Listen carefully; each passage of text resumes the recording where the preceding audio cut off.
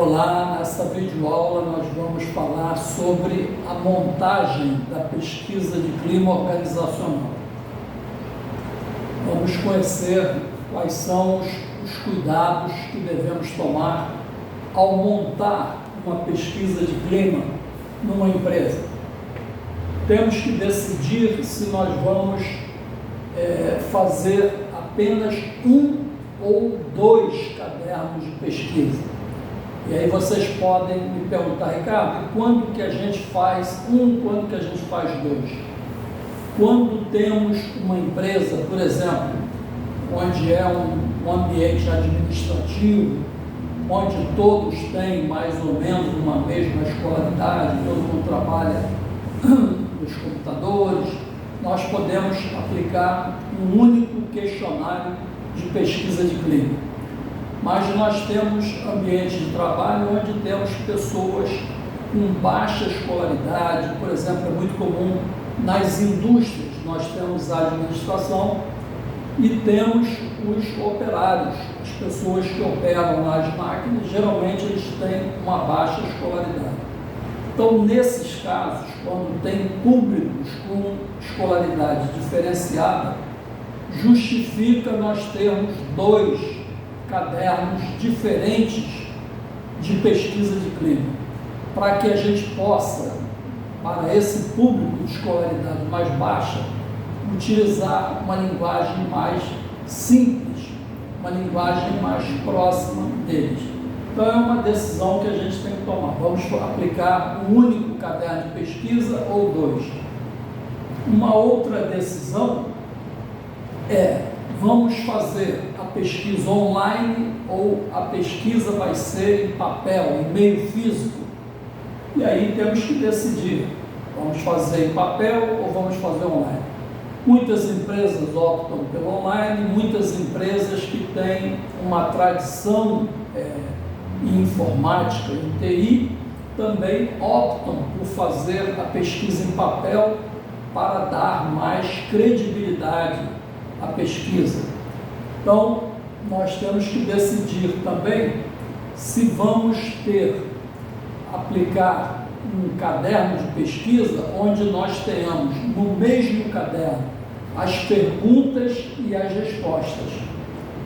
E tem empresas que usam um caderno que tem as perguntas e respostas e tem adicionalmente um caderno só para as respostas, como acontece, por exemplo, em concurso público, no ENAD, no ENEM.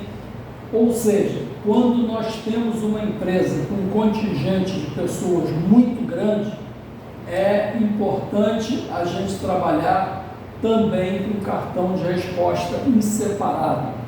Isso reduz o tempo de transmissão das informações do papel, se a pesquisa for em papel, para ela ser eletronicamente tabulada.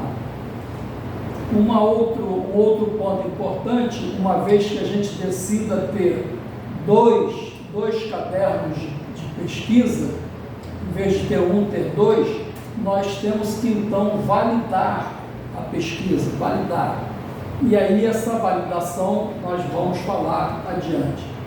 Temos que escolher as perguntas que nós vamos ter para cada tema pesquisado e, uma vez que a gente tenha escolhido os temas e as perguntas, nós vamos então definir o tipo de opção de resposta que nós vamos utilizar na nossa pesquisa de clima.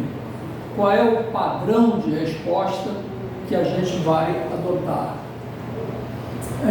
Um outro ponto importante na montagem da pesquisa de clima é quanto à coerência. Tem que haver uma coerência entre o enunciado da pergunta ou da questão com as opções de resposta.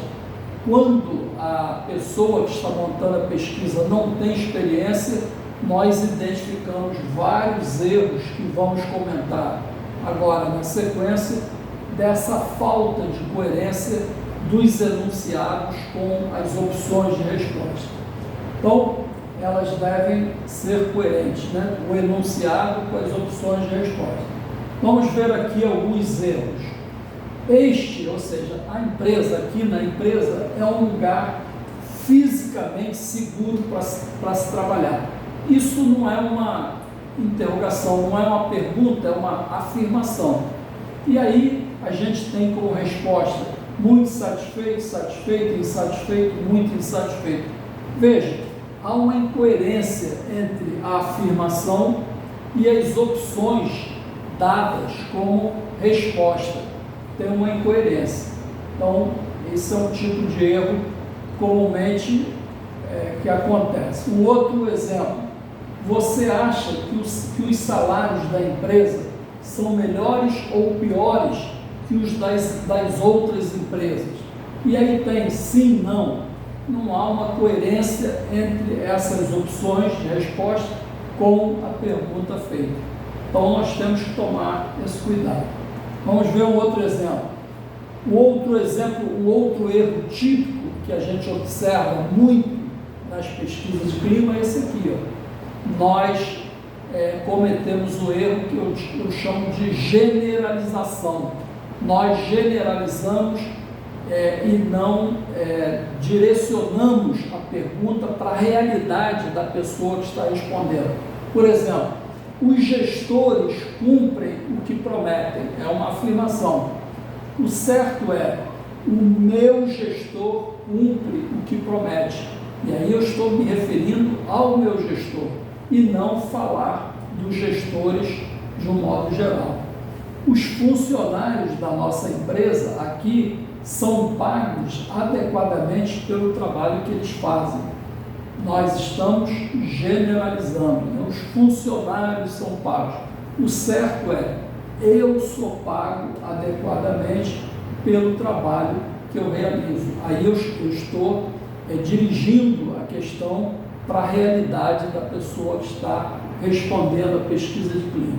Então esse tipo de erro aqui é o mais comum que a gente observa.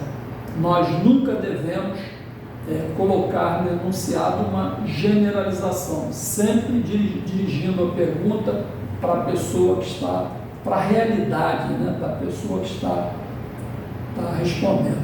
O gestor da unidade onde eu trabalho apoia os seus subordinados na realização das suas tarefas. Veja, está falando de um modo geral, quando o correto seria: o gestor da unidade onde eu trabalho me apoia na realização das minhas tarefas. E aí a gente está direcionando para a pessoa que está respondendo. Um outro erro: qual é a sua renda anual exata? Isso é uma generalização. Qual é a sua renda anual exata? O certo é o quê? Qual das categorias abaixo descreve melhor a sua renda anual? E aí a gente tem algumas faixas de renda para que a pessoa possa colocar. Até porque essa aqui identifica a pessoa que está respondendo a pesquisa de clima. No questionário, nós devemos utilizar expressões, palavras simples que todos possam compreender, que estejam de acordo com o nível de escolaridade de todas as pessoas que estão respondendo. Devemos também evitar alguma linguagem técnica, um jargão, uma linguagem tipicamente técnica de um determinado setor. Devemos evitar o uso de siglas também que não são familiares para os empregados. Então, não devemos também induzir o respondente de uma pesquisa a um tipo de resposta. Por exemplo, a Colgate é seu creme dental favorito? O certo seria: qual é o seu creme dental favorito? E aí colocar aqui um rol de fabricantes, de tipos de creme dental. Então, algum tipo a forma como a gente escreve a pergunta, o enunciado de uma pergunta, de uma questão, pode induzir o respondente. Então, se quisermos também numa certa pergunta, termos apenas uma única resposta, nós temos que deixar isso claro. Se quisermos uma resposta única, devemos deixar isso claro na pergunta. Caso contrário, as pessoas podem responder diversas opções que estão sendo dadas. Por exemplo, que tipo de programa de televisão você prefere? Isso aqui não tem a ver com a pesquisa de clima, é só um exemplo. Que tipo de programa de televisão você prefere? Aí tem lá filme, humor, novela. A pessoa vai acabar marcando mais do que uma. O correto seria assinale um só dos seguintes tipos de programas de TV como seu preferido. Então, são detalhes. Devemos evitar palavras ambíguas, a questão da ambiguidade. Em um mês, com que frequência você vai ao cinema? Nunca, o certo é, em um mês, com que frequência você vai ao cinema? E aqui a gente vai dando respostas objetivas, opções de respostas mais objetivas para o respondente. Nas pesquisas de clima, normalmente, as perguntas, elas são colocadas no instrumento de forma aleatória. Elas não são, nós não separamos as perguntas por tema. Gravem bem isso. Geralmente as perguntas não são separadas por temas. Elas são distribuídas aleatoriamente. Vamos dar um exemplo. A pergunta número 1 é sobre salário. A número 2 é sobre gestor. A número 3 é sobre a imagem da empresa. A número 4 é sobre benefícios. Ou seja, nós vamos misturando na sequência perguntas de diferentes temas.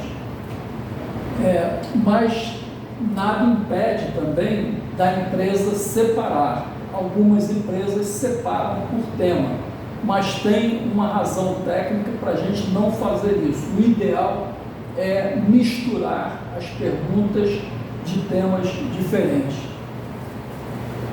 Normalmente, elas também são apresentadas não na forma interrogativa, não como perguntas, mas como afirmações.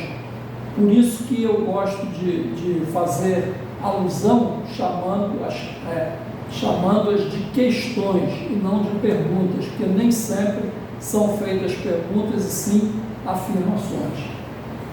Algumas empresas misturam no questionário perguntas e afirmações, também não tem nada de errado nisso. Uma opção de resposta que não pode faltar numa pesquisa de clima é essa aqui: não tenho opinião, ou não se aplica. Em que situação, Ricardo? Para que em algumas situações que não se aplicam à realidade do funcionário, ele possa então colocar não tem opinião, ou então não se aplica. Vamos dar um exemplo. Um funcionário, ele almoça em casa, ele trabalha perto da empresa e na hora do almoço ele almoça em casa.